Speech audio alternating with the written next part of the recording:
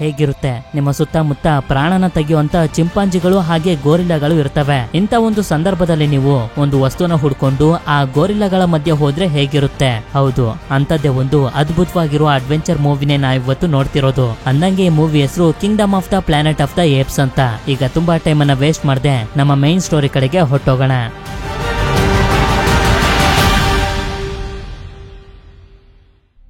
ಈ ಕತೆ ಶುರು ಆಗೋದು 2011ರಲ್ಲಿ. ಒಬ್ಬ ಸೈಂಟಿಸ್ಟ್ ಅಲ್ಝೈಮರ್ಗೆ ಅಂತ ಒಂದು ಮೆಡಿಸನ್ ನ ಕಂಡಿಡಿತಾನೆ. ಆದ್ರೆ ಮೆಡಿಸನ್ ಭಯಂಕರವಾಗಿರುವಂತ ಒಂದು ವೈರಸ್ ಆಗಿ ಕನ್ವರ್ಟ್ ಆಗಿ ಮನುಷ್ಯರಿಗೆ ಮಾತು ಬರೋದೇ ನಿಂತೋಗುತ್ತೆ. ಆದ್ರೆ ಭೂಮಿ ಮೇಲಿರುವಂತ ಏಪ್ಸ್ ಗಳಿಗೆ, ಅಂದ್ರೆ ಈ ಚಿಂಪಾಂಜಿಗಳು, ಗೋರಿಲ್ಲಾ ಹಾಗೆ ಒರಂಗುಟನ್, ಇವುಗಳೆಲ್ಲ ಮನುಷ್ಯರ ರೀತಿನೇ ಇಂಟೆಲಿಜೆಂಟ್ ಆಗಿ ಮಾತಾಡೋದಕ್ಕೂ ಕೂಡ ಶುರು ಮಾಡ್ಕೊಬಿಡ್ತವೆ.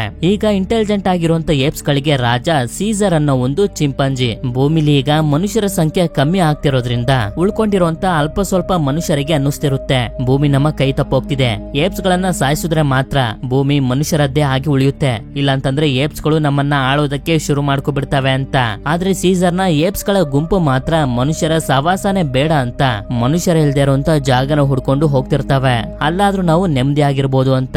ಆದ್ರೆ ಏಪ್ಸ್ ಗಳೆಲ್ಲ ಹೋಗ್ತಿರ್ಬೇಕಾದ್ರೆ ಒಬ್ಬ ಮಿಲಿಟರಿಯ ಕರ್ನಲ್ ಅವುಗಳನ್ನ ಬಂದಿ ಮಾಡಿ ಟಾರ್ಚರ್ ಕೊಡ್ತಾ ತನ್ನ ಕೆಲಸಗಳನ್ನೆಲ್ಲ ಮಾಡಿಸ್ಕೊತಿರ್ತಾನೆ. ಹೇಗೋ ಮಾಡಿ ಸೀಸರ್ ಮಿಲಿಟರಿಯ ಸೋಲ್ಜರ್ಸ್ ಗಳ ಜೊತೆ ಎಲ್ಲ ಫೈಟ್ ಮಾಡಿ ಅವನ ಗುಂಪನ್ನ ಕರ್ಕೊಂಡು ಮನುಷ್ಯರ ಸುಳಿವೆ ಇಳಿದಿರುವಂತ ಜಾಗಕ್ಕೆ ಬಂದು ತಲುಪ್ತಾನೆ. ಆದ್ರೆ ಮಿಲಿಟರಿಯ ಸೋಲ್ಜರ್ಸ್ ಗಳ ಜೊತೆ ಫೈಟ್ ಮಾಡ್ತಿರ್ಬೇಕಾದ್ರೆ ಸೀಸರ್ಗೆ ತುಂಬಾನೇ ಏಟ್ಗಳಾಗೋಗಿರ್ತವೆ. ಇದರಿಂದ ಸೀಸರ್ ತನ್ನ ಕೊನೆಯ ಉಸಿರನ್ನ ಎಳೆದು ಬಿಡುತ್ತೆ.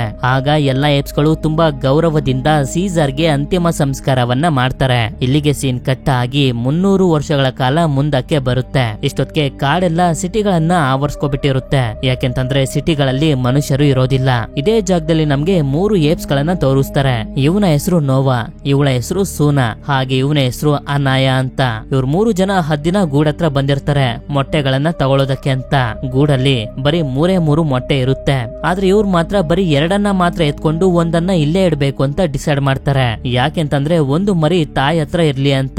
ಸೂನಾ ಹಾಗೆ ಅನಾಯ ಇಬ್ರು ಕೂಡ ಒಂದೊಂದು ಮೊಟ್ಟೆಗಳನ್ನ ತಗೋತಾರೆ. ನೋವಾಗ್ ಮಾತ್ರ ಸಿಗೋದಿಲ್ಲ. ಅದೇ ಸಮಯಕ್ಕೆ ಇವನು ಸ್ವಲ್ಪ ಮೇಲೆ ನೋಡ್ತಾನೆ, ಅಲ್ಲಿ ಮತ್ತೊಂದು ಹದ್ದಿನ ಗೂಡಿರುತ್ತೆ. ಇದುವರೆಗೂ ಈ ಜಾಗನ ದಾಟಿ ಯಾರು ಕೂಡ ಮೇಲೆ ಹೋಗಿರೋದಿಲ್ಲ. ಆದ್ರೆ ನೋವಾ ಮಾತ್ರ ಒಂದು ಕಬ್ಬಿಣದ ತುಂಡಿನ ಸಹಾಯದಿಂದ ತುಂಬಾ ಕಷ್ಟಪಟ್ಟು ಮೇಲೆ ಬಂದು ಒಂದು ಮೊಟ್ಟೆನ ಎತ್ಕೊಳ್ಳೋದಕ್ಕೆ ಇವನು ಪ್ರಯತ್ನ ಪಡ್ತಿರ್ಬೇಕಾದ್ರೆ ತಾಯಿ ಹದ್ದು ಬಂದು ಇವನನ್ನ ಕೆಳಗಡೆ ತಳ್ಳಿಬಿಡುತ್ತೆ. ಇವರಿಬ್ರು ಬಂದು ನೋಡಿದಾಗ ನೋವಾ ಇನ್ನೂ ಕೂಡ ಅವನ ಪ್ರಾಣನ ಉಳಿಸ್ಕೊಂಡಿರ್ತಾನೆ, ಹಾಗೆ ಒಂದು ಮೊಟ್ಟೆನೂ ಕೂಡ ಎತ್ಕೊಂಡಿರ್ತಾನೆ. ಇದೆಲ್ಲ ಆದ್ಮೇಲೆ ಇವರು ಮನೆಗೆ ಹೋಗೋದಕ್ಕೆ ಅಂತ ಕುದುರೆ ಹತ್ರ ಬಂದಾಗ ಏನೋ ಇವರಿಗೆ ಕಾಣಿಸುತ್ತೆ. ಆದ್ರಿಂದ ಇವರು ಫಾಲೋ ಮಾಡ್ಕೊಂಡ್ ಬಂದಾಗ ಒಂದು ಟನಲ್ ಹತ್ರ ಬಂದು ತಲುಪ್ತಾರೆ. ಅಲ್ಲಿ ಇವ್ರಿಗೊಂದು ಬಟ್ಟೆ ಕಾಣಿಸುತ್ತೆ. ಆ ಬಟ್ಟೆನ ನೋಡ್ತಿದ್ದಂಗೆ ಇವರಿಗೆ ಗೊತ್ತಾಗೋಗುತ್ತೆ, ನಾವು ಫಾಲೋ ಮಾಡ್ಕೊಂಡ್ ಬಂದಿದ್ದು ಮನುಷ್ಯರನ್ನ ಅಂತ. ಆದ್ರಿಂದ ಇವರು ವಾಸ ಮಾಡ್ತಿರುವಂತ ಬುಡಕಟ್ಟು ಜಾಗದ ಹತ್ರ ಬರ್ತಾರೆ. ಇಲ್ಲಿ ನಮ್ಗೆ ಗೊತ್ತಾಗುತ್ತೆ, ಈ ಬುಡಕಟ್ಟು ಏಪ್ಸ್ ಗಳು ಚಿಕ್ಕ ವಯಸ್ಸಿಂದಾನೇ ಹದ್ದುಗಳನ್ನ ಸಾಕಿ ಬೆಳೆಸಿ ಅವುಗಳನ್ನ ಮೀನನ್ನ ಬೇಟೆ ಆಡೋದಕ್ಕೆ ಕಳಿಸ್ತಾರೆ ಅಂತ. ಇಲ್ಲಿ ನಮ್ಗೆ ಗೊತ್ತಾಗುತ್ತೆ ಇಲ್ಲಿರುವಂತ ಏಪ್ಸ್ ಗಳೆಲ್ಲ ಎಷ್ಟು ಸಂತೋಷವಾಗಿದ್ದಾವೆ ಅಂತ. ನಂತರ ನಮ್ಗೆ ನೋವಾ ತಾಯಿನೂ ಕೂಡ ತೋರಿಸ್ತಾರೆ. ಈ ಬುಡಕಟ್ಟು ಜಾಗದ ಮುಖ್ಯಸ್ಥರಲ್ಲಿ ಇವರು ಕೂಡ ಒಬ್ರು. ನಿನ್ನ ತಂದೆ ನಿನ್ನ ನೋಡ್ಬೇಕಂತೆ ಹೋಗು ಅಂತ ಹೇಳಿದಾಗ ಇವನು ಕೂಡ ಅಲ್ಲಿಗೆ ಬರ್ತಾನೆ. ಇದೇ ಜಾಗದಲ್ಲಿ ನಮ್ಗೆ ನೋವಾ ತಂದೆನೂ ಕೂಡ ಪರಿಚಯ ಆಗ್ತಾರೆ. ಇವರೇ ಬುಡಕಟ್ಟು ಜಾಗದ ಎಲ್ಲರಿಗಿಂತ ದೊಡ್ಡ ಮುಖ್ಯಸ್ಥರು. ಆದ್ರೆ ನೋವಾ ತಂದೆಯ ಹದ್ದಿಗೆ ಮಾತ್ರ ನೋವನ ಕಂಡ್ರೆ ಸ್ವಲ್ಪನೂ ಇಷ್ಟ ಇರೋದಿಲ್ಲ. ಈ ಹದ್ದಿನ ಹೆಸರು ಸೂರ್ಯ ಗರುಡ ಅಂತ. ನಂತರ ನೋವಾ ಮನುಷ್ಯರ ಆ ಬಟ್ಟೆನ ತೋರಿಸಿ ಅವನ ತಂದೆಗೆ ಹೇಳ್ತಾನೆ, ಯಾರೋ ಮನುಷ್ಯರು ಟನಲ್ ಅನ್ನ ದಾಟಿ ನಮ್ ಜಾಗಕ್ಕೆ ಬಂದಿದ್ರು ಅಂತ. ಅದಕ್ಕೆ ಇವರು ಕೂಡ ಸರಿ ಆಯ್ತು, ನಾನು ಅದನ್ನ ನೋಡ್ಕೋತೀನಿ ಅಂತ ಹೇಳ್ತಾರೆ. ಸರಿ ಅಂತ ನೋವಾ ಒಬ್ನೇ ಕುಂತಿರ್ಬೇಕಾದ್ರೆ ಇವನ ಫ್ರೆಂಡ್ ಆಗಿರುವಂತ ಸೂನಾ ಹಾಗೆ ಅನಾಯ ಕೂಡ ಅಲ್ಲಿಗೆ ಬರ್ತಾರೆ. ಆಗ ನೋಡಿದ್ರೆ ನೋವಾ ತಂದೆ ಒಂದಷ್ಟು ಏಪ್ಸ್ ಗಳನ್ನ ಕಳಿಸ್ತಿರ್ತಾರೆ. ಯಾಕೆಂತಂದ್ರೆ ಮನುಷ್ಯರು ಈ ಜಾಗಕ್ಕೆ ಬಂದಿದ್ರು ಅಂತ ನೋವಾ ಹೇಳುದ್ನಲ್ಲ, ಆದ್ರಿಂದ ಮನುಷ್ಯರನ್ನ ಓಡಿಸೋದಕ್ಕೆ ಅಂತ. ನಂತರ ಎಲ್ಲರೂ ರಾತ್ರಿ ಮಲಗಿರ್ಬೇಕಾದ್ರೆ ನೋವಾ ಏನನ್ನೋ ರೆಡಿ ಮಾಡ್ತಿರ್ತಾನೆ. ಅದೇ ಸಮಯಕ್ಕೆ ಇವನಿಗೆ ಒಳಗಡೆಯಿಂದ ಏನೋ ಶಬ್ದ ಬರುತ್ತೆ. ಆದ್ರಿಂದ ಇವನು ಮೀನಿಟ್ಟಿರುವಂತ ಜಾಗಕ್ಕೆ ಬಂದು ನೋಡಿದ್ರೆ ಅಲ್ಲಿದ್ದಂತ ಒಬ್ಳು ಹುಡುಗಿ ಇವನನ್ನ ತಳ್ಳಿ ಕಾಡಿನ ಒಳಗಡೆ ಓಡೊಂಟೋಗ್ತಾಳೆ. ಆಗ ನೋವಾ ನೋಡ್ತಾನೆ, ಇವನು ಇಟ್ಕೊಂಡಿದ್ದಂತ ಮೊಟ್ಟೆ ಹೊಡೆದೋಗಿರುತ್ತೆ. ನಾಳೆ ಬೆಳಗ್ಗೆ ಆಯ್ತು ಅಂತಂದ್ರೆ ಇವ್ರಿಗೆಲ್ಲರಿಗೂ ತುಂಬಾನೇ ವಿಶೇಷವಾಗಿರುವಂತ ದಿನ. ಆ ಟೈಮ್ ನಲ್ಲಿ ಎಲ್ಲರ ಹತ್ರನೂ ಒಂದೊಂದು ಹದ್ದಿನ ಮೊಟ್ಟೆ ಇರ್ಲೇಬೇಕು, ಇಲ್ಲಾಂದ್ರೆ ಶಿಕ್ಷೆನ ಕೊಡ್ತಾರೆ. ಆದ್ರಿಂದ ನೋವಾ ನಾನು ಮತ್ತೊಂದು ಮೊಟ್ಟೆನ ಹುಡುಕ್ಲೇಬೇಕು ಅಂತ ಅವ್ರಿಬ್ರನ್ನ ಅಲ್ಲೇ ಬಿಟ್ಟು ಮೊಟ್ಟೆನ ಹುಡ್ಕೊಂಡು ಇವನು ಮುಂದೆ ಬರ್ತಾನೆ. ಹೀಗೆ ಹೋಗ್ತಿರ್ಬೇಕಾದ್ರೆ ನೋವಾಗೆ ಏಪ್ಸ್ ಗಳು ಫೈಟ್ ಮಾಡ್ತಿರುವಂತ ಶಬ್ದ ಕೇಳಿಸುತ್ತೆ. ಆದ್ರಿಂದ ಇವನು ಕುದುರೆನ ಅಲ್ಲೇ ಬಿಟ್ಟು ಶಬ್ದ ಬರ್ತಿದ್ದಂತ ಜಾಗಕ್ಕೆ ಬಂದು ನೋಡಿದ್ರೆ ಆಗ್ಲೇ ನೋವಾ ತಂದೆ ಮನುಷ್ಯರನ್ನ ಓಡಿಸೋದಕ್ಕೆ ಅಂತ ಒಂದಷ್ಟು ಏಪ್ಸ್ ಗಳನ್ನ ಕಳಿಸಿದ್ರಲ್ಲ, ಅವರೆಲ್ಲರೂ ಸತ್ತು ಬಿದ್ದಿರ್ತಾರೆ. ಅದರಲ್ಲಿ ಅರ್ಧಂಬರ್ಧ ಜೀವಂತವಾಗಿದ್ದಂತ ಒಂದು ಏಪ್ ಬಂದು ಓಡೋಗು ಅಂತ ಹೇಳ್ತಿರುತ್ತೆ. ಅದೇ ಸಮಯಕ್ಕೆ ಯಾರೋ ಬರ್ತಿರೋಂತ ಶಬ್ದ ಇವನಿಗೆ ಕೇಳಿಸಿ ಅಲ್ಲಿಂದ ಬಂದು ಬಚ್ಚಿಟ್ಕೋತಾನೆ. ನೋಡಿದ್ರೆ ನೋವಾ ತಂದೆಯ ಕಡೆ ಏಪ್ಸ್ ಗಳನ್ನ ಸಾಯಿಸಿರೋದು ಬೇರೆ ಯಾರು ಅಲ್ಲ, ಇವುಗಳು ಕೂಡ ಏಪ್ಸೆ. ಆದ್ರೆ ಇವ್ರು ಯಾರು ಕೂಡ ನೋವಾ ಕಡೆಯವರಲ್ಲ. ನೋಡೋದಕ್ಕೆ ಸೋಲ್ಜರ್ಸ್ ಗಳ ರೀತಿ ರೆಡಿ ಆಗಿರ್ತಾರೆ. ಅದೇ ಸಮಯಕ್ಕೆ ನೋವಾ ಬಿಟ್ಟು ಬಂದಿದ್ದಂತ ಕುದುರೆ ಆ ಜಾಗಕ್ಕೆ ಬಂದ್ಬಿಡುತ್ತೆ. ಆದ್ರಿಂದ ಕುದುರೆಗೆ ಶಾಕ್ ಅನ್ನ ಕೊಟ್ಟು ಅದರಿಂದಾನೇ ಹೋಗೋದಕ್ಕೆ ಶುರು ಮಾಡ್ತವೆ. ಯಾಕೆಂತಂದ್ರೆ ಕುದುರೆ ವಾಸ ಮಾಡ್ತಿದ್ದಂತ ಜಾಗಕ್ಕೆ ಕರ್ಕೊಂಡು ಹೋಗುತ್ತೆ ಅಂತ. ಈ ಕಡೆ ನೋವಾ ಕೂಡ ಅವನ ಜನರಿಗೆಲ್ಲರಿಗೂ ಇದನ್ನ ಹೇಳೋದಕ್ಕೆ ಬರ್ತಿರ್ತಾನೆ. ಆದ್ರೆ ಅವ್ನ್ ಬರೋಷ್ಟ್ರಲ್ಲಿ ಆ ಕುದುರೆನ ಫಾಲೋ ಮಾಡ್ಕೊಂಡು ಸೋಲ್ಜರ್ಸ್ ಗಳು ಬುಡಕಟ್ಟು ಜಾಗಕ್ಕೆ ಬಂದು ಇಲ್ಲೆಲ್ಲ ಧ್ವಂಸ ಮಾಡಕ್ ಬಿಟ್ಟಿರ್ತವೆ. ನಂತರ ನೋವಾ ಕಟ್ಟಾಕಿರುವಂತ ಅವನ ಫ್ರೆಂಡ್ ಅನಾಯ ಹಾಗೆ ಅವನ ತಾಯಿನ ಬಿಡಿಸೋದಕ್ಕೆ ನೋಡ್ತಿರ್ಬೇಕಾದ್ರೆ ಆ ಸೋಲ್ಜರ್ಸ್ ಗಳಲ್ಲಿ ಒಬ್ಬ ಬಂದು ಅಟ್ಯಾಕ್ ಮಾಡ್ಬಿಡ್ತಾನೆ. ಅನಾಯ ಸೋಲ್ಜರ್ ನ ಡಿಸ್ಟ್ರಾಕ್ಟ್ ಮಾಡ್ತಿದ್ದಂಗೆನೆ ನೋವಾ ಅವನ ತಂದೆನ ಕಾಪಾಡೋದಕ್ಕೆ ಅಂತ ಹೋಗ್ತಾನೆ. ಈ ಕಡೆ ಆ ಸೋಲ್ಜರ್ಸ್ ಗಳ ಲೀಡರ್ ಆಗಿರುವಂತ ಗೊರಿಲ್ಲಾ ಕೆಟ್ಟ ಕೆಲಸನೆಲ್ಲ ಮಾಡಿ ಜೈ ಸೀಸರ್ ಅಂತ ಹೇಳ್ತಿರ್ತಾನೆ. ಆದ್ರೆ ಇಂತ ಕೆಟ್ಟವನ್ ಯಾಕೆ ಸೀಸರ್ ಹೆಸರನ್ನೇ ಹೇಳ್ತಿದ್ದಾನೆ ಅಂತ ನಮ್ಗೆ ಅರ್ಥ ಆಗೋದಿಲ್ಲ. ಈ ಕಡೆ ನೋವಾ ತಂದೆ ಎಲ್ಲಾ ಹದ್ದುಗಳನ್ನ ಬಿಟ್ಟು ಹೊರಗಡೆ ಕಳಿಸ್ತಿರ್ತಾರೆ. ನೋವನು ಕೂಡ ಅಲ್ಲಿಗೆ ಬಂದು ಅವ್ರಿಗೆ ಸಹಾಯ ಮಾಡ್ತಾ ಎಲ್ಲಾ ಹದ್ದುಗಳನ್ನ ಹೊರಗಡೆ ಕಳಿಸ್ತಿರ್ತಾನೆ. ಅದೇ ಸಮಯಕ್ಕೆ ಲೀಡರ್ ಆಗಿರೋಂತ ಗೋರಿಲ್ಲಾ ಅಲ್ಲಿಗೆ ಬಂದ್ಬಿಡುತ್ತೆ. ಇದರಿಂದ ನೋವಾ ತಂದೆ ಹಾಗೆ ಗೋರಿಲ್ಲಾ ಮಧ್ಯೆ ಒಂದು ದೊಡ್ಡ ಫೈಟೇ ಶುರುವಾಗೋಗುತ್ತೆ. ನೋವನು ಕೂಡ ಅವನ ತಂದೆಗೆ ಹೆಲ್ಪ್ ಮಾಡೋದಕ್ಕೆ ತುಂಬಾನೇ ಪ್ರಯತ್ನ ಪಡ್ತಾನೆ. ಆದ್ರೆ ಗೋರಿಲ್ಲಾ ತುಂಬಾನೇ ಸ್ಟ್ರಾಂಗ್ ಆಗಿರುತ್ತೆ. ಇನ್ನೇನು ಇವನನ್ನ ಸಾಯಿಸ್ಬೇಕು ಅಂತ ಅನ್ಕೊಳ್ಳೋಷ್ಟ್ರಲ್ಲಿ ನೋವನ ಅವನ ತಂದೆ ಕಾಪಾಡ್ತಾರೆ. ಹೀಗೆ ಇವ್ರು 3 ಜನ ಫೈಟ್ ಅನ್ನ ಮಾಡ್ತಿರ್ಬೇಕಾದ್ರೆ ಆ ಗೋರಿಲ್ಲಾ ನೋವನ ಹೊರಗಡೆ ಎಸೆದ್ ಬಿಡ್ತಾನೆ. ಇನ್ನು ಕೂಡ ಇವನು ಒಂದು ವಸ್ತುನ ಹಿಡ್ಕೊಂಡು ನಿಂತಿರ್ಬೇಕಾದ್ರೆ ಇವನಿಗೆ ಗೊತ್ತಾಗುತ್ತೆ ಆ ಗೋರಿಲ್ಲಾ ಇವನ ತಂದೆಗೆ ಚೆನ್ನಾಗಿ ಹೊಡೆದಾಕ್ಬಿಟ್ಟಿದೆ ಅಂತ. ನಂತರ ಗೋರಿಲ್ಲಾ ಇವನನ್ನು ಕೂಡ ಕೆಳಗಡೆ ತಳ್ಬಿಡುತ್ತೆ. ಮಾರನೇ ದಿನ ಇವನಿಗೆ ಎಚ್ಚರ ಆದಾಗ ನೋಡ್ತಾನೆ ಎಲ್ಲಾನು ಕೂಡ ಧ್ವಂಸ ಆಗೋಗಿರುತ್ತೆ. ಅಲ್ಲೇ ಇವನಿಗೆ ಆ ಸೋಲ್ಜರ್ಸ್ ಗಳ ಒಂದು ವೆಪನ್ ಕೂಡ ಸಿಗುತ್ತೆ. ಹೀಗೆ ಇವನು ಸ್ವಲ್ಪ ಮುಂದೆ ನೋಡಿದ್ರೆ ಇವನ ತಂದೆ ಸತ್ತು ಬಿದ್ದಿರ್ತಾರೆ. ಇದರಿಂದ ಇವನಿಗೆ ತುಂಬಾ ಬೇಜಾರಾಗಿ ಅವರನ್ನ ಸಮಾಧಿ ಮಾಡಿ ಹೇಳ್ತಾನೆ, ಏನೇ ಆದ್ರೂ ಪರವಾಗಿಲ್ಲ, ನಮ್ಮ ಬುಡಕಟ್ಟು ಏಪ್ಸ್ ಗಳನ್ನ ಕರ್ಕೊಂಡು ಮತ್ತೆ ಇದೇ ಜಾಗಕ್ಕೆ ಬಂದೇ ಬರ್ತೀನಿ ಅಂತ ಹೇಳಿ ಕುದುರೆ ತಗೊಂಡು ಫುಟ್ ಪ್ರಿಂಟ್ಸ್ ಗಳನ್ನ ಫಾಲೋ ಮಾಡ್ತಾ ಟನಲ್ ನಿಂದ ಇವನ ಜರ್ನಿಯನ್ನ ಸ್ಟಾರ್ಟ್ ಮಾಡ್ತಾನೆ. ಹೀಗೆ ಇವನು ಧ್ವಂಸ ಆಗಿರುವಂತ ಈ ಸಿಟಿನ ನೋಡ್ಕೊಂಡು ಹೋಗ್ತಿರ್ಬೇಕಾದ್ರೆ ಒಂದು ಜಾಗದಲ್ಲಿ ಇವನ ತಾಯಿಯ ಶಾಲು ಇವನಿಗೆ ಸಿಗುತ್ತೆ. ಅಂದ್ರೆ ಇವನು ಕರೆಕ್ಟ್ ಆಗಿರುವಂತ ದಾರಿಲಿ ಹೋಗ್ತಿದ್ದಾನೆ ಅಂತ. ರಾತ್ರಿ ಆಗ್ತಿದ್ದಂಗೆನೆ ಈ ಜಾಗದಲ್ಲಿ ತುಂಬಾನೇ ಗಾಳಿ ಇರುತ್ತೆ. ಆದ್ರೂ ಕೂಡ ಅಲ್ಲೇ ಸ್ವಲ್ಪ ಬೆಂಕಿನ ಹಾಕಿ ಮಲ್ಕೋತಾನೆ. ಮಾರನೇ ದಿನ ಎದ್ದು ನೋಡಿದ್ರೆ ಇವನ ತಂದೆಯ ಸೂರ್ಯ ಗರುಡ ಇಲ್ಲೇ ಇರುತ್ತೆ. ಆದ್ರೆ ಅದಕ್ಕೆ ನೋವಾ ಇಷ್ಟ ಇಲ್ಲದೆ ಇರೋದ್ರಿಂದ ಅವನಿಗೆ ಕುಕ್ಕಿ ಅಲ್ಲಿಂದ ಹೊಟ್ಟೋಗುತ್ತೆ. ಸರಿ ಅಂತ ಹೇಳಿ ಹೀಗೆ ಇವನು ಮುಂದೆ ಸಾಗ್ತಿರ್ಬೇಕಾದ್ರೆ ಒಂದು ಜಾಗದಲ್ಲಿ ಹೊಗೆ ಆಡ್ತಿರುತ್ತೆ. ಆ ಸೋಲ್ಜರ್ಸ್ ಗಳು ಇರ್ಬೋದು ಅಂತ ಇವನು ಕೂಡ ಅದನ್ನ ನೋಡೋದಕ್ಕೆ ಹೋದಾಗ ಒಂದು ಟ್ರ್ಯಾಪ್ ಗೆ ಸಿಗಾಕೊಂಡು ಕೆಳಗಡೆ ಬಂದು ಬೀಳ್ತಾನೆ. ಆಗ ನೋವಾಗಿ ಸಿಕ್ಕಿತ್ತಲ್ಲ ಅದೇ ವೆಪನ್ ಹಿಡ್ಕೊಂಡು ಮತ್ತೊಂದು ಏಪ್ ಕೇಳುತ್ತೆ, ನೀನು ಮುಖವಾಡ ಹಾಕೊಂಡ್ ಬರೋ ಅಂತ ಆ ಸೋಲ್ಜರ್ಸ್ ಕಡೆಯವನು ತಾನೆ ಅಂತ. ಇಲ್ಲ ಅದ್ ನಾನಲ್ಲ, ಈ ವೆಪನ್ ಕೂಡ ನಂದಲ್ಲ. ಆ ಸೋಲ್ಜರ್ಸ್ ಗಳು ನಮ್ಮ ಬುಡಕಟ್ಟು ಜಾಗಕ್ಕೆ ಬಂದು ಎಲ್ಲಾನು ಧ್ವಂಸ ಮಾಡಿ ನನ್ನ ತಂದೆನ ಸಾಯಿಸಿದ್ರು. ಹಾಗೆ ನಮ್ಮ ಹಳ್ಳಿಯಲ್ಲಿದ್ದಂತ ಎಲ್ಲಾ ಏಪ್ ಗಳನ್ನ ಕರ್ಕೊಂಡು ಹೊಂಟೋಗಿದ್ದಾರೆ ಅಂತ. ಅಂದಂಗೆ ಈ ಏಪ್ ನ ಹೆಸರು ರಾಕ ಅಂತ. ಇವನು ಆ ಸೋಲ್ಜರ್ಸ್ ಕಡೆಯವನಲ್ಲ ಅಂತ ಗೊತ್ತಾಗ್ತಿದ್ದಂಗೆನೆ ರಾಕ ಕೂಡ ನೋವನ್ನ ನಂಬ್ತಾನೆ. ಆಗ್ಲೇ ನಮ್ಗೆ ಗೊತ್ತಾಗೋದು ಆ ಸೋಲ್ಜರ್ಸ್ ಗಳು ರಾಕ ಹಳ್ಳಿಯಲ್ಲಿದ್ದಂತ ಎಲ್ಲಾ ಏಪ್ಸ್ ಗಳನ್ನ ಸಾಯಿಸ್ಬಿಟ್ಟಿದಾವೆ ಅಂತ. ರಾಕ ಬುಕ್ಗಳನ್ನು ಕೂಡ ಓದ್ತಾನೆ. ಈ ಬುಕ್ಗಳ ಬಗ್ಗೆ ನಮ್ಗೆ ಸೀಸರ್ ಇಂದ ಗೊತ್ತಾಯ್ತು ಅಂತ ಇವನು ಹೇಳ್ತಿದ್ದಂಗೆನೆ ಆ ಸೋಲ್ಜರ್ಸ್ ಗಳು ಕೂಡ ಸೀಸರ್ ಹೆಸರನ್ನೇ ಹೇಳ್ತಿದ್ರು. ಈ ಸೀಸರ್ ಯಾರು ಅಂತ ನೋವಾ ಕೇಳಿದಾಗ ರಾಕ ಹೇಳೋದಕ್ಕೆ ಶುರು ಮಾಡ್ತಾನೆ. ಸೀಸರ್ ಒಬ್ಬ ಮಹಾನ್ ಯೋಧ. ಏಪ್ಸ್ ಗಳಲ್ಲಿ ಮೊದಲು ಇಂಟೆಲಿಜೆಂಟ್ ಆಗಿದ್ದೆ ಸೀಸರ್. ಹಾಗೆ ಎಲ್ಲಾ ಏಪ್ಸ್ ಗಳು ಒಂದಾಗಿದ್ರೆ ಮಾತ್ರ ಸ್ಟ್ರಾಂಗ್ ಆಗಿರೋದು ಅಂತ ಹೇಳಿದ್ದು ಕೂಡ ಅವನೇನೆ. ನನ್ನ ಪೂರ್ವಜರು ಸೀಸರ್ ನ ಜೊತೆ ಸೇರಿ ಇಲ್ಲಿಗೆ ಬಂದು ತಲುಪಿದ್ರು ಅಂತ ಹೇಳ್ತಾನೆ. ಆಗ ನಮ್ಗೆ ಗೊತ್ತಾಗುತ್ತೆ ಸೀಸರ್ ಸಾಯುವುದಕ್ಕಿಂತ ಮುಂಚೆ ಅವನ ಗುಂಪನ್ನ ಕರ್ಕೊಂಡು ಸೇಫ್ ಆಗಿರುವಂತ ಜಾಗಕ್ಕೆ ಬಂದಿದ್ನಲ್ಲ, ಅದೇ ಗುಂಪಿನಲ್ಲಿ ರಾಕ ಪೂರ್ವಜರು ಕೂಡ ಇದ್ದಿದ್ದು. ಅಂದ್ರೆ ಸೀಸರ್ ನ ಗುಂಪಿನಲ್ಲಿ ಈಗ ಕೊನೆಯದಾಗಿ ಉಳಿದಿರೋದು ರಾಕ ಮಾತ್ರ. ಇನ್ನೆಲ್ಲರನ್ನ ಆ ಸೋಲ್ಜರ್ಸ್ ಗಳು ಸಾಯಿಸ್ಬಿಟ್ಟಿರ್ತವೆ. ಅಷ್ಟೇ ಅಲ್ಲ, ಆ ಸೋಲ್ಜರ್ಸ್ ಗಳು ಸೀಸರ್ ಹೆಸರನ್ನ ಮಿಸ್ಯೂಸ್ ಮಾಡ್ಕೊಂಡು ತುಂಬಾ ಕೆಟ್ಟ ಕೆಲಸಗಳನ್ನೆಲ್ಲ ಮಾಡ್ತಿರ್ತಾರೆ. ಒಂದು ಕಾಲದಲ್ಲಿ ಮನುಷ್ಯರು ಹಾಗೆ ಏಪ್ಸ್ ಗಳು ಒಟ್ಟಿಗೆ ಇರ್ತಿದ್ರು ಅಂತ ರಾಕ ಹೇಳಿದಾಗ ನೋವಾಗೆ ನಂಬೋದಕ್ಕೆ ತುಂಬಾನೇ ಕಷ್ಟ ಆಗೋಗುತ್ತೆ. ಇವರು ಹೊರಗಡೆ ಬಂದಾಗ ಇವರ ಕುದುರೆ ಹತ್ರ ಒಬ್ಳು ಹುಡುಗಿ ಇರ್ತಾಳೆ. ಆದ್ರಿಂದ ನೋವಾ ಅವಳನ್ನ ಓಡಿಸ್ಬಿಡ್ತಾನೆ. ಇಲ್ಲಿ ರಾಕ ನಾನು ಕೂಡ ನಿನ್ ಜೊತೆ ಬರ್ತೀನಿ ಅಂತ ಇವನು ಕೂಡ ನೋವಾ ಜೊತೆ ಹೋಗೋದಕ್ಕೆ ಶುರು ಮಾಡ್ತಾನೆ. ಹೀಗೆ ಇವರಿಬ್ರು ಮಾತಾಡ್ಕೊಂಡು ಹೋಗ್ತಿರ್ಬೇಕಾದ್ರೆ ನೋವಾ ಹೇಳ್ತಾನೆ, ಇನ್ನು ಕೂಡ ಹುಡುಗಿ ನಮ್ಮನ್ನ ಫಾಲೋ ಮಾಡ್ಕೊಂಡು ಬರ್ತಿದ್ದಾಳೆ ಅಂತ. ಸರಿ ಅಂತ ಹೇಳಿ ಕತ್ಲಾಗ್ತಿದ್ದಂಗೆನೆ ಒಂದು ಜಾಗದಲ್ಲಿ ಬೆಂಕಿ ಹಾಕಿ ಅದೇ ಜಾಗದಲ್ಲಿ ಕುಂತಿರ್ತಾರೆ. ಆಗ ರಾಕ ಅಲ್ಲೇ ಇರುವಂತ ಆ ಹುಡುಗಿನ ನೋಡ್ತಾನೆ. ಆದ್ರಿಂದ ಒಂದಷ್ಟು ಆಪಲ್ ಗಳನ್ನ ಅವಳ ಕಡೆಗೆ ಎಸಿತಾನೆ. ಅದನ್ನ ತಗೊಂಡು ಇವಳು ತಿಂತಿರ್ಬೇಕಾದ್ರೆ ಚಳಿಯಿಂದ ನಡುಕ್ತಿರ್ತಾಳೆ. ಆದ್ರಿಂದ ಅವಳಿಗೆ ಒಂದು ಬಟ್ಟೆನೂ ಕೂಡ ಕೊಡ್ತಾರೆ. ನಂತರ ರಾಕ ಆ ಹುಡುಗಿ ಇಬ್ರು ಮಲ್ಕೊಂಡ್ಮೇಲೆ ನೋವಾ ಈ ಜಾಗನೆಲ್ಲ ನೋಡ್ತಾ ಸ್ವಲ್ಪ ಮುಂದೆ ಬರ್ತಾನೆ. ಅಲ್ಲೊಂದು ದೊಡ್ಡ ಡಿವೈಸ್ ಇರುತ್ತೆ. ಇದು ಬೇರೆ ಏನು ಅಲ್ಲ, ಟೆಲಿಸ್ಕೋಪ್. ಅದ್ರೊಳಗಡೆ ಇವನು ನೋಡ್ತಿದ್ದಂಗೆನೆ ನಕ್ಷತ್ರಗಳನ್ನ ನೋಡಿ ತುಂಬಾನೇ ಸಂತೋಷ ಆಗೋಗುತ್ತೆ. ಮನುಷ್ಯರು ಈ ರೀತಿ ಎಲ್ಲ ಮಾಡಿದ್ರ ಅಂತ. ಅದೇ ಸಮಯಕ್ಕೆ ಆ ಹುಡುಗಿ ಕೂಡ ಬಂದು ಇವಳು ಕೂಡ ಟೆಲಿಸ್ಕೋಪ್ ನ ಒಳಗಡೆ ನೋಡ್ತಾಳೆ. ಮಾರನೇ ದಿನ ನೋವಾ ಹಾಗೆ ರಾಕ ಇಲ್ಲಿಂದ ಹೋಗ್ತಿರ್ಬೇಕಾದ್ರೆ ಆ ಹುಡುಗಿನೂ ಕೂಡ ನಮ್ ಜೊತೆನೆ ಕರ್ಕೊಂಡು ಹೋಗೋಣ ಅಂತ ರಾಕ ಹೇಳ್ತಾನೆ. ಸರಿ ಅಂತ ಹೇಳ್ತಿದ್ದಂಗೆನೆ ರಾಕ ಕೂಡ ಅವಳನ್ನ ತನ್ನ ಜೊತೆನೆ ಕರ್ಕೊಂಡು ಹೋಗ್ತಿರ್ತಾನೆ. ಹೋಗ್ತಿರ್ಬೇಕಾದ್ರೆ ದಾರಿಲಿ ಒಂದು ಜೀಬ್ರಾ ಇವರಿಗೆ ಕಾಣಿಸುತ್ತೆ.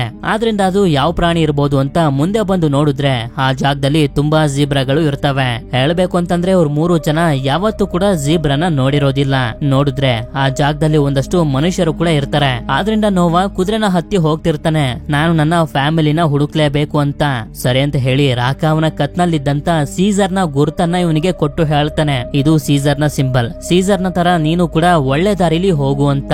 ಇವನು ಕೂಡ ಅದನ್ನ ಈಸ್ಕೊಂಡು ಹೋಗ್ತಿರ್ತಾನೆ. ಆದ್ರೆ ರಾಕ ಮಾತ್ರ ಈ ಹುಡುಗಿ ಜೊತೆ ಹಾಗೆ ಮನುಷ್ಯರ ಜೊತೆ ಇರಬೇಕು ಅಂತ ಡಿಸೈಡ್ ಮಾಡಿರ್ತಾನೆ. ಅದೇ ಸಮಯಕ್ಕೆ ಸೋಲ್ಜರ್ಸ್ ಗಳು ಬರ್ತಿರುವಂತ ಶಬ್ದಗಳು ಇವರಿಗೆ ಕೇಳಿಸ್ತವೆ. ನೋಡ್ತಿದ್ದಂಗೆ ಅಲ್ಲಿಗೆ ಸೋಲ್ಜರ್ಸ್ ಗಳು ಬಂದು ಎಲ್ಲಾ ಮನುಷ್ಯರನ್ನ ಬೇಟೆ ಆಡೋದಕ್ಕೆ ಶುರು ಮಾಡ್ತಾರೆ. ಹೀಗೆ ಇವರು ಮನುಷ್ಯರನ್ನ ಬೇಟೆ ಆಡ್ತಿರ್ಬೇಕಾದ್ರೆ ನಮ್ಗೆ ಗೊತ್ತಾಗುತ್ತೆ ಆ ಸೋಲ್ಜರ್ಸ್ ಗಳು ಇಷ್ಟೊತ್ವರೆಗೂ ಹುಡುಕ್ತಿರೋದು ಬೇರೆ ಯಾರನ್ನೂ ಅಲ್ಲ, ರಾಕ ಹಾಗೆ ನೋವಾ ಜೊತೆ ಇದ್ದಂತ ಆ ಹುಡುಗಿನ. ಆದ್ರಿಂದ ಇವಳು ಆ ಸೋಲ್ಜರ್ಸ್ ಗಳಿಂದ ತಪ್ಪಿಸ್ಕೊಳ್ಳೋದಕ್ಕೆ ಹುಲ್ಲಿನ ಮಧ್ಯೆ ಬಂದು ಬಚ್ಚಿಟ್ಕೊಬಿಡ್ತಾಳೆ. ಅಲ್ಲೂ ಕೂಡ ಸೋಲ್ಜರ್ಸ್ ಗಳೆಲ್ಲ ಇವಳನ್ನ ಹುಡುಕ್ತಿರ್ತಾರೆ. ಆಗ ಅವಳನ್ನ ಕಾಪಾಡೋದಕ್ಕೆ ನೋವಾ ಬರ್ತಾನೆ. ನೋವಾನ ನೋಡ್ತಿದ್ದಂಗೆನೆ ಇವಳು ಜೋರಾಗಿ ನೋವಾ ಅಂತ ಕೂಗ್ಬಿಡ್ತಾಳೆ. ಆಗ ನೋವಾ ಅಲ್ಲಿಗೆ ಬಂದು ಅವಳನ್ನ ಕಾಪಾಡಿ ನೋವಾ, ರಾಕ ಹಾಗೆ ಈ ಹುಡುಗಿ 3 ಜನ ಸೇಫ್ ಆಗಿ ಅಲ್ಲಿಂದ ಬೇರೆ ಕಡೆಗೆ ಹೊಟ್ಟೋಗ್ತಾರೆ. ನೋವಾಗೆ ಇವಳ ಮೇಲೆ ಡೌಟ್ ಬಂದ್ಬಿಟ್ಟಿರುತ್ತೆ. ಯಾಕೆಂತಂದ್ರೆ ಇಷ್ಟೊತ್ವರೆಗೂ ಇವರು ಅನ್ಕೊಂಡಿರ್ತಾರೆ ಈ ಹುಡುಗಿಗೆ ಮಾತ್ ಬರೋದಿಲ್ಲ ಅಂತ. ಆಗ ಈ ಹುಡುಗಿ ಹೇಳ್ತಾಳೆ, ನನ್ನ ಹೆಸರು ಮೇ, ನೋವಾ, ನಿನ್ನ ಫ್ಯಾಮಿಲಿನ ಸೋಲ್ಜರ್ಸ್ ಗಳು ಎಲ್ಲಿಗೆ ಎಳ್ಕೊಂಡು ಹೋಗಿದ್ದಾರೆ ಅಂತ ನನ್ಗೆ ಗೊತ್ತು ಅಂತ. ನಂತರ ಇವರು ಕೇಳ್ತಾರೆ, ಮಾತ್ ಬಂದ್ರು ಕೂಡ ಯಾಕೆ ನಮ್ಮಿಂದ ಅದನ್ನ ಮುಚ್ಚಿಟ್ಟಿದ್ದೆ ಅಂತ. ಆಗ ಇವಳು ಕೂಡ ಹೇಳ್ತಾಳೆ, ನನ್ನ ಸೇಫ್ಟಿಗೋಸ್ಕರ ಅದನ್ನ ಮುಚ್ಚಿಟ್ಟಿದ್ದೆ. ನಾನು ನಂತರನೇ ಸರ್ವೈವ್ ಆಗಿರುವಂತ ಜನರನ್ನ ಹುಡ್ಕೊಂಡು ಹೋಗ್ತಿದ್ದೀನಿ ಅಂತ ಹೇಳ್ತಾಳೆ. ಹಾಗೆ ಇಲ್ಲೇ ನಮ್ಗೆ ಗೊತ್ತಾಗುತ್ತೆ ಮೇ ಅವಳ ಫ್ಯಾಮಿಲಿ ಜೊತೆ ಒಂದು ಬಂಕರ್ ನಲ್ಲಿ ಇದ್ಲು. ಆದ್ರೆ ಸೋಲ್ಜರ್ಸ್ ಗಳು ಅದನ್ನ ಹುಡುಕಿ ಅದರಲ್ಲಿದ್ದಂತ ಜನರನ್ನೆಲ್ಲರನ್ನು ಸಾಯಿಸ್ಬಿಟ್ಟಿದ್ರು. ಹೇಗೋ ಮಾಡಿ ಮೇ ಮಾತ್ರ ಅಲ್ಲಿಂದ ತಪ್ಪಿಸ್ಕೊಂಡು ಓಡ್ ಬಂದಿರ್ತಾಳೆ. ಸರಿ ಅಂತ ಹೇಳಿ ನೋವಾ ಅವಳಿಗೊಂದು ಬಟ್ಟೆನ ಕೊಡ್ತಾನೆ. ರಾತ್ರಿ ಅವರಿಬ್ರು ಮಲಗಿರ್ಬೇಕಾದ್ರೆ ನೋವಾ ಮಾತ್ರ ಅವನಿಗೆ ಸಿಕ್ಕಿರುತ್ತಲ್ಲ ವೆಪನ್, ಅದನ್ನೇ ಇವನು ತುಂಬಾ ಕಷ್ಟಪಟ್ಟು ಇವನ ಬುದ್ಧಿವಂತಿಕೆನ ಉಪಯೋಗಿಸಿ ರೆಡಿ ಮಾಡ್ತಾನೆ. ಮಾರನೇ ದಿನ ಮೇ ಇವರಿಬ್ರನ್ನ ಕರ್ಕೊಂಡು ಹೋಗ್ತಿರ್ತಾಳೆ ನೋವಾ ಫ್ಯಾಮಿಲಿ ಸಿಗಾಕೊಂಡಿರುವಂತ ಜಾಗಕ್ಕೆ. ಹೀಗೆ ಇವರು ಒಂದು ಬ್ರಿಡ್ಜ್ ಅನ್ನ ಕ್ರಾಸ್ ಮಾಡಿ ಹೋಗ್ತಿರ್ಬೇಕಾದ್ರೆ ನೋಡ್ತಾರೆ ಆ ಸೋಲ್ಜರ್ಸ್ ಗಳ ಲೀಡರ್ ಗೋರಿಲ್ಲಾ ಮುಂದೆನೆ ನಿಂತಿರುತ್ತೆ. ಅಷ್ಟೆಲ್ಲ ಇವರನ್ನ ಸುತ್ತುವರೆದ್ ಬಿಟ್ಟಿರ್ತಾರೆ. ಹೀಗೆ ಫೈಟ್ ಮಾಡ್ತಿರ್ಬೇಕಾದ್ರೆ ಮೇ ನೀರಿನ ಒಳಗಡೆ ಬಿದ್ದೋಗ್ತಾಳೆ. ರಾಕ ಅಂತೂ ಅವಳನ್ನ ಕಾಪಾಡೋದಕ್ಕೆ ತುಂಬಾನೇ ಕಷ್ಟ ಪಡ್ತಾನೆ, ಆದ್ರೆ ಆಗೋದಿಲ್ಲ.